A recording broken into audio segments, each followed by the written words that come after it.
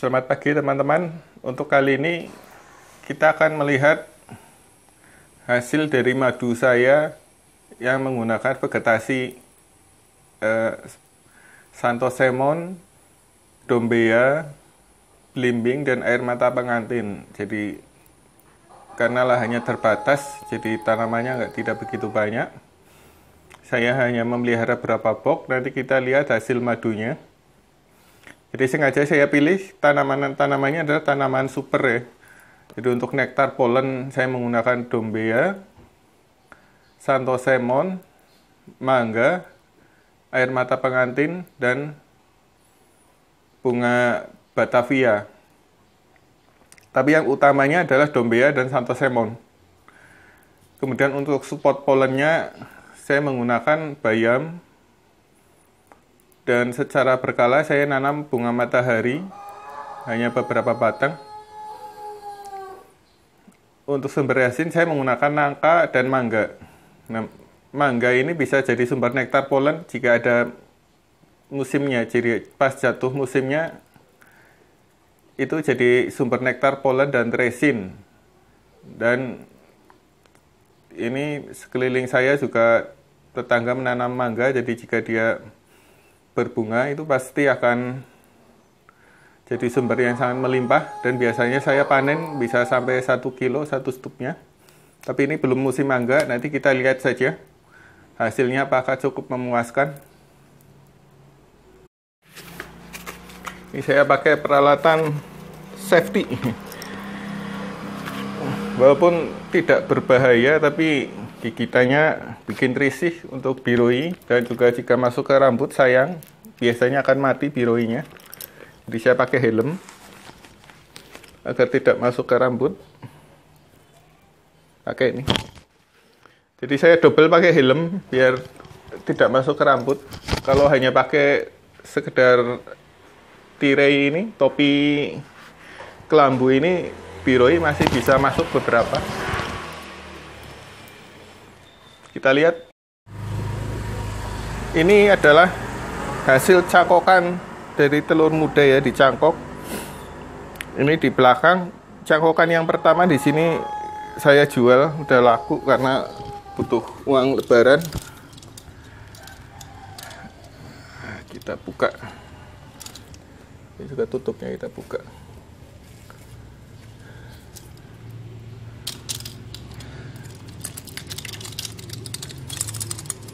Kita lihat madunya. Ini ada yang asistennya.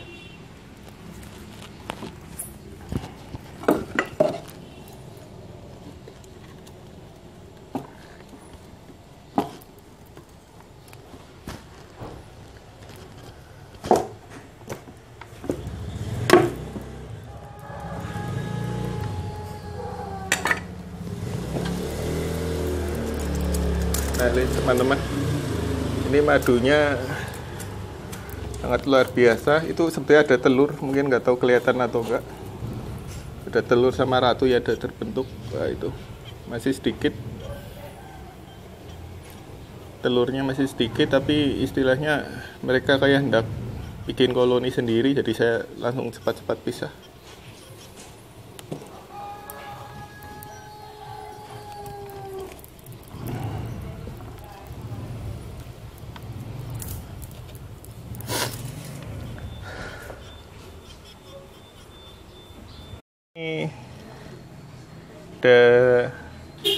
Ini bukan biroi, tapi nggak tahu apa jenisnya. Ada yang bilang Hokkingsea, Grey atau apa. Tapi ini telurnya semi acak, lebih besar daripada Levi. Kita cek.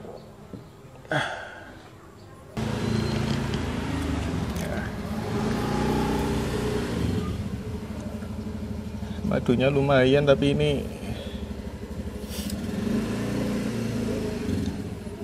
nggak begitu bagus ternyata, nggak begitu produktif. Telurnya sedikit, mungkin ada yang pecah koloni, nggak kelihatan pecah koloni, tapi nggak dia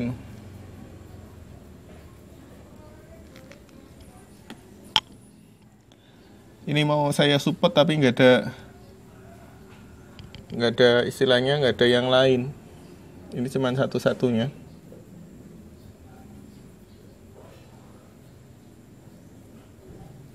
Tapi madunya lumayan.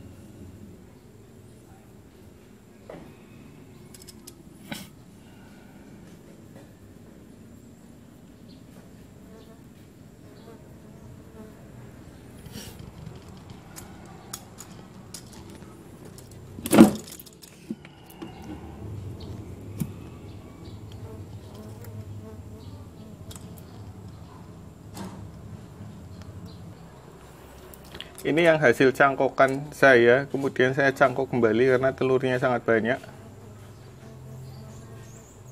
Ini induknya. Ini baru saya pasang kemarin. Saya tidak menggunakan telur muda ya.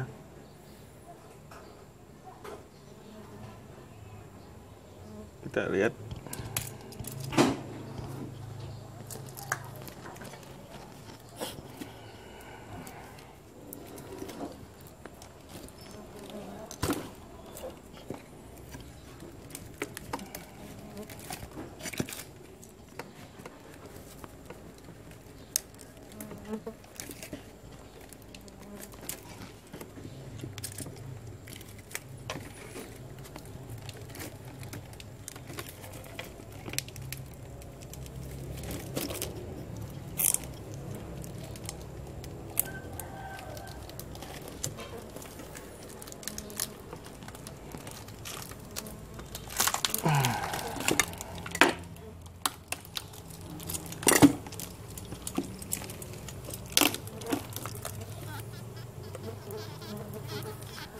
Ini ternyata bagus sekali. Ini teman-teman bisa lihat antara madu dan telurnya sangat banyak.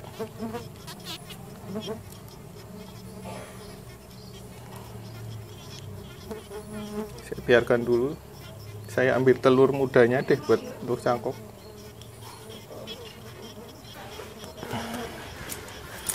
Telur muda saya ambil sedikit aja.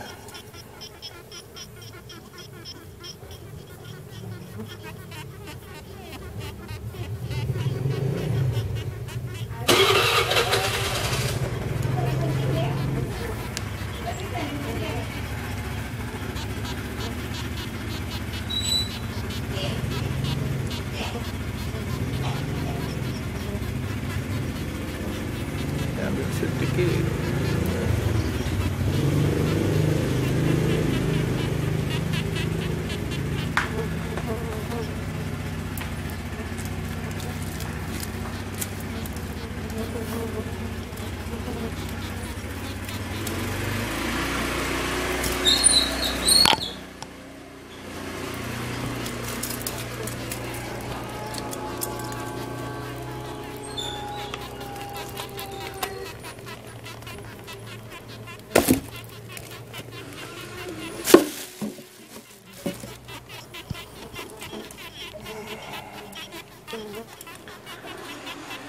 Saya taruh telur mudanya dikit aja di sini.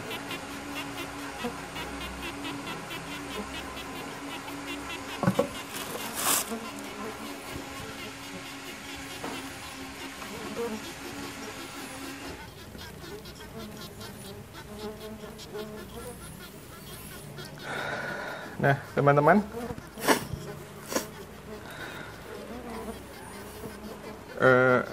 ini sekedar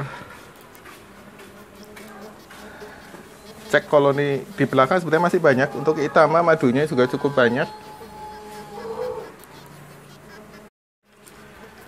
Nah, teman-teman, itu sekilas untuk cek koloni pada lebah saya. Untuk di belakang sebenarnya Itama sangat banyak madunya. Ada bioroi juga, hasil ada 2 koloni yang masih lemah.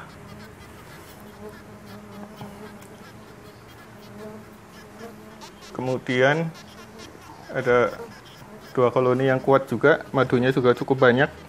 Nggak saya buka karena ini saya sudah nggak tahan dengan serangan biroi.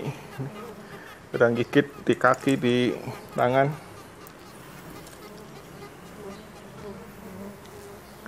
Yang cukup mengecewakan yang ini, yang kelanceng yang saya nggak tahu jenisnya, tapi memang nggak bisa diapa-apakan juga karena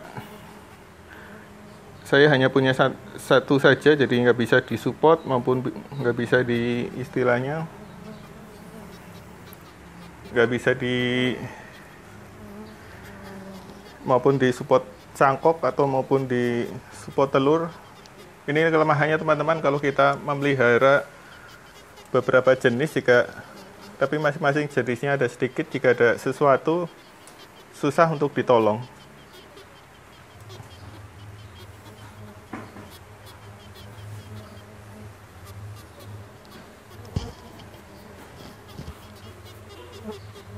Walaupun sudah berkali-kali dikasih tunjuk untuk vegetasinya, saya shooting lagi. Jadi vegetasi saya ini ada air mata pengantin.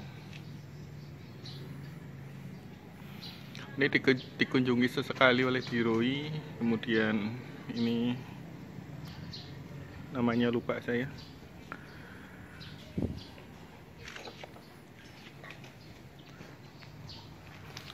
Kemudian Santosemon.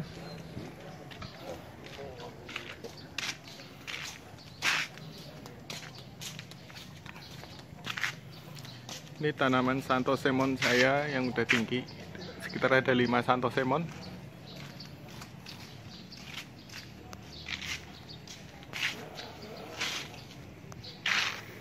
Ini pohon lombok, ini Magnolia Wedge, sumber polen. Ini bunganya pun kalau jika berbunga serempak ada banyak, tapi hanya sumber polen. Kemudian bayam, Santosemon, kemudian dombea. Nah, ini sumber utama saya dari nektar saya ya teman-teman. Jadi ini ada dombea, ini saya tanam seminole. Kemudian ini ada dombea walici, belum berbunga, sudah berbunga tapi rontok.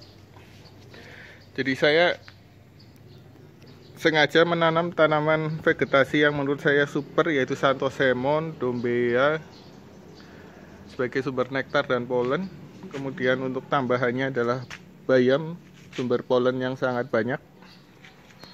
Untuk resin saya nanam nangka dan mangga.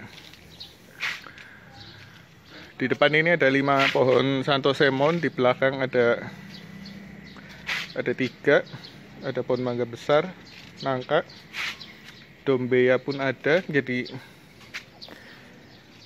walaupun ini sempit atau nggak terlalu luas, tapi menurut saya ini cukup produktif. Apalagi jika ada musim mangga, tetangga pada nanam mangga bisa menghasilkan cukup banyak.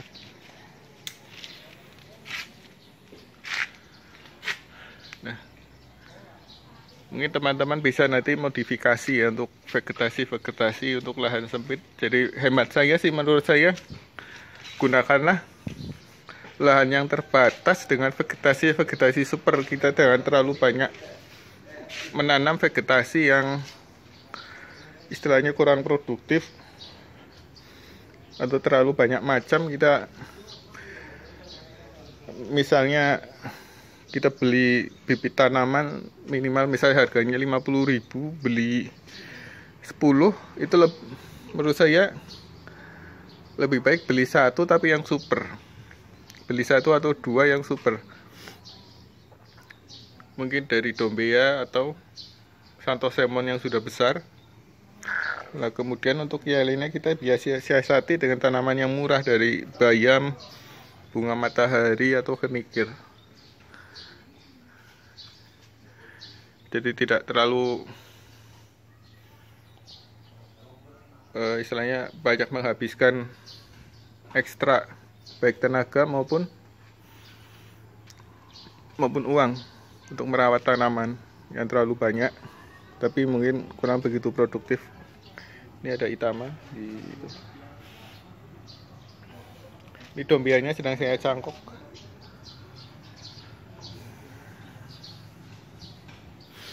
Jadi untuk pelajaran yang dari yang tadi ada teman-teman adalah jangan terlalu banyak memelihara macam-macam jenis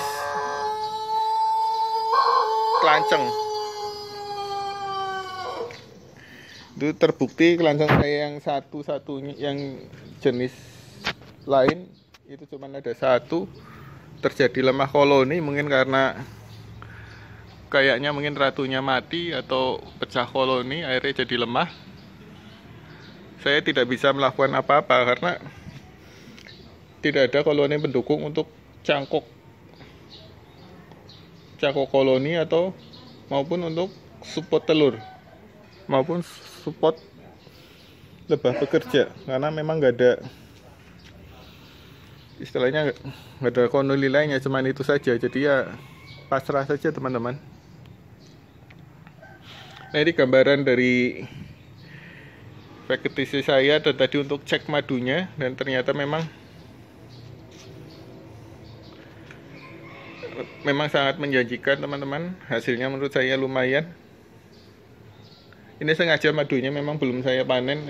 Ini saya hanya saya perbanyak karena untuk memenuhi bibit yang saya akan simpan nanti atau saya pelihara di kebun yang lebih luas.